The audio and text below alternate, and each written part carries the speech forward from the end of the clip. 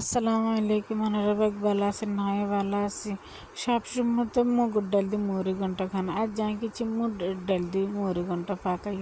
প্রথমত কিছু আটা এলা পিয়ার কল্লা করে কিছু ভাজি করি এলাইছি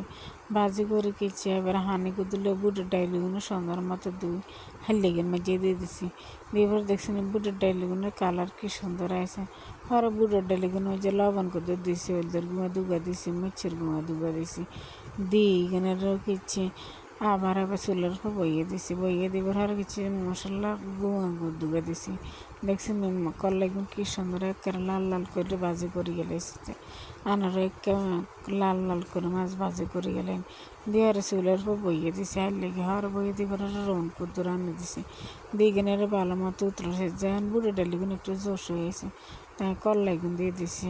কিরম ঘরের মাঝে ওই মুগের ডাল নেই হরে হিয়ালে বুটের ডাল দিয়ে মুড়ি ঘন্টা পাকা হালাই আনার রেখে পাকা চাইন দেখবেন খেতে অনেক মজা লাগবে তোরা করলাই চাইরোগা দিয়ে দিছি দিবার আর এখানে ভালো মতো উতরা হালাইছি উতরা এবার তাইলে কইন মাঝে কিছু রন করে কুচি কুচি করে দিয়ে দিছি দিয়ে এখানে উতরা রন এখানে কিচ্ছে ডালে দিছি ডালিগুন হয়ে গেছে দেখছি মাশাল্লাহ ডালিগুনের কালার কি সুন্দর হয়েছে আনার রেখে বুটের ডাল দিয়ে মাছের কল্লা দিয়ে মুড়ি ঘন্টা পাকা চাইন একদিন দেখবেন খাইতে অনেক মজা লাগবে ওকে আল্লাহ হাফেজ।